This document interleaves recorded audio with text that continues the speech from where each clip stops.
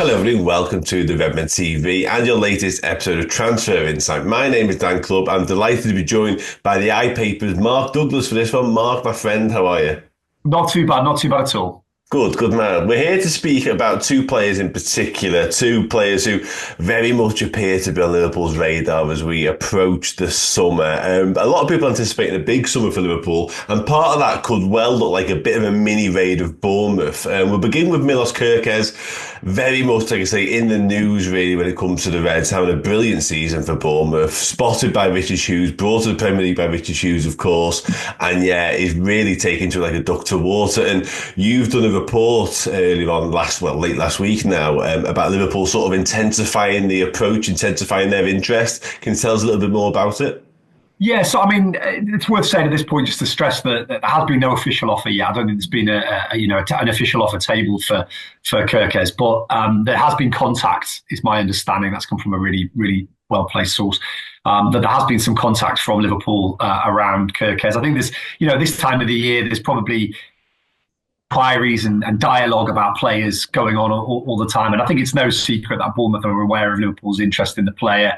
My understanding is that Liverpool have three players on their shortlist, two of whom have now pretty much signed new contracts. Alphonso Davies was one of them. And I believe they've also, so Kerkez has gone higher up the list now because of that. I think the tendency was that he was maybe third on the list at one point, but because of the contract renewals of other players, I think Mendes at Paris Saint-Germain was the other one that I was told about. It was pretty well sourced information, that one. So Kerkez was pretty much third on the list there, but because the other two have renewed contracts since then, it does look like it's going to be Kerkez. I believe they've also got some interest in Hato at Ajax as well, who's obviously a versatile player as well. But very much feels like Kerkez is the one that they're targeting from the information that I've got. And I think the valuation is probably where they're standing at the moment. The problem is there. We know that Liverpool, let's put it this way. I think they're fairly rigorous in their due diligence of players. I don't think they go in and take players on a whim, and I think they won't go in unless it's a valuation. I think Bournemouth are looking for somewhere around kind of in the region of about 40 million. Whether Liverpool will meet them at that, I don't know. The problem is as well, of course, the player I understand would be open to the move and is quite keen on the move. I think there's some social media sort of chat about that he's a Manchester United fan and he wouldn't sign for Liverpool and stuff. I understand there's nothing in that at all. And I mean, look, there's a lot of players. I mean, it's Anthony Gordon played for Everton. Jamie Carragher was an Everton fan, played for Liverpool. It doesn't matter. Look, if Liverpool come knocking for you when you're playing at Bournemouth, I think you probably do take that call. So I think that one, it was described to me as, look, if Liverpool pay the money, then the deal is there for them to do, kind of thing. I suppose the question is whether they go to 40 million for a player, or whether there's some kind of, there's a lot of posturing at this point in the season, and obviously we're still quite a way off the summer. Bournemouth's advantage is that obviously I think probably they would have had not necessarily PSR issues, but they would have, I think, probably had to sell players because they've spent quite a lot of money, and obviously the revenue's not that high. They've spent quite a lot of money last year, but because they've got 4 or 5 players who they can sell, I don't think they're going to have to do a fire sale. I mean, we'll come on to Huijen in a minute, but I mean, that's obvious. That's an obvious one who's probably going to go. And then when they turn such a profit on that one, they're probably not going to have to sell Kerkez or any other players for low price. But I still feel that there's a strong possibility that this one happens. And we all know Liverpool need a left-sided defender, and he just fits the bill. I mean, it makes sense, doesn't it, with Richard Hughes obviously having brought him, and a huge fan of the player as well. So to me, it feels like it will happen. There's no such thing as a done deal in summer transfers, and of course, Liverpool are quite an odd team in a way, and an odd club. And I think actually, from speaking to executives in football, there is a feeling that Liverpool, are almost. They do their due diligence to such an extent that people know that their players are interested. They're interested in certain players, but there's kind of almost like an uncertainty about whether they'll come in and actually go for the player because they do so much due diligence around signings, and that is very much like their kind of trademark. So whether they actually press the button, I couldn't say for 100% sure. But my inkling from kind of covering so many transfers of the year is that I think this one will happen. But again, as I said, they haven't made the official bid yet, but there has been inquiries and there has been dialogue. So make of that what you will. No, it's interesting. There's definitely strong interest there, isn't there? 21, you said it there, he ticks a lot of boxes. I think he's the perfect sort of plug and play successor, understudy to Andy Robertson, whatever that looks like in the fullness of time. I think he will maybe sort of take over and he will be heir to that particular position because he's outstanding. And there's so much development still to be made there. There's so much progress still to be made there. It's interesting, obviously, you mentioned Bournemouth having 4 or 5 sort of saleable assets. They're clearly performing above anyone's expectations this season, but that only puts them in the shop window, doesn't it, really? And it makes them hard to keep hold of for Bournemouth. So he must love the fact they're playing so well. Then he must also think, oh no, that means loads of people are going to be interested in our players come the summer. And it's hard to keep hold of them, as you mentioned, because the revenues aren't there. The capacity of the stadium simply isn't there to generate the revenues, is it? And also it's worth mentioning Bournemouth have already sort of lined up their own replacements for Kerkez. They brought in a young Argentinian lad, didn't they, I think? So they're already future planning, which is smart, but suggests that future proofing means that they know that Kerkez could be on the move as well. You mentioned Dean Huijsen there. Let's just briefly touch on him. In terms of the valuation, for what it's worth, I think 40 million is a lot for a left back in Kerkez, but again, probably worth it. There's a release clause in around Huijsen, I believe I'm right in saying.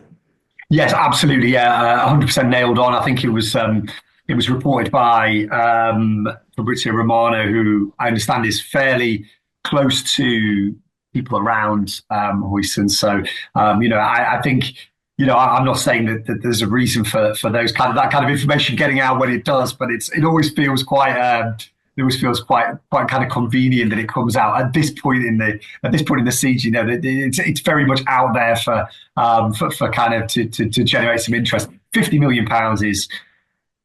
Look, the only thing you would say about £50 million is he was available for 12 in the last summer. But then, he comes in and does a full season in the Premier League. But he is going to be, I think, top class. People are already saying, people around him, people who've watched him play, think he's going to be one of, if not the best centre-back in the world in the coming years. He's 19 years of age. I mean, technically, he's absolutely already there. Physically, obviously, a year in the Premier League has really kind of given him that kind of, I don't think any scouts have any worries about his physical presence now. They sort of feel that I think he can play in that league. The issue for Liverpool is that there is interest from a lot of clubs. I understand Real Madrid, Paris Saint-Germain are also interested.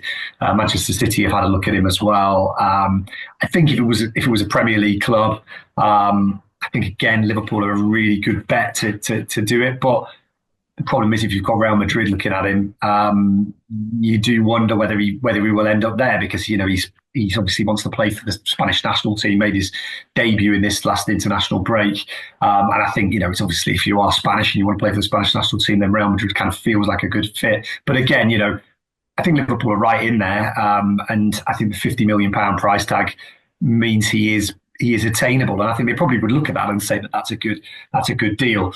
And they probably do need they do need a centre back, don't they? I mean, whether Van Dijk stays or goes, it's a decent bit of business. And then you look at maybe moving on another one of your centre backs. It's a strange position. I think left back, Liverpool needs somebody.